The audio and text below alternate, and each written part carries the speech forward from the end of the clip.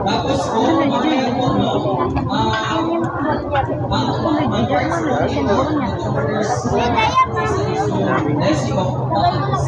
Kapag po na-bless na po yung mga palms mo, ay huwag po muna tayong aalis dahil meron pa pong gospel reading dito din po sa labas, no? Bukod dun sa gospel reading dito. So, pag na-bless na po yan, huwag po muna tayong aalis dahil meron pa po gospel reading. Tsaka lang tayo pwedeng umalis po or pwedeng pumasok kapag sinabi na po yung let us go forth in peace. Sasagot po natin ay in the name of Christ, Amen. So yun po yung isasagot natin ha. In the name of Christ, Amen. Sabi ni Father na let us go forth in peace. Ang isasagot po natin ay in the name of Christ.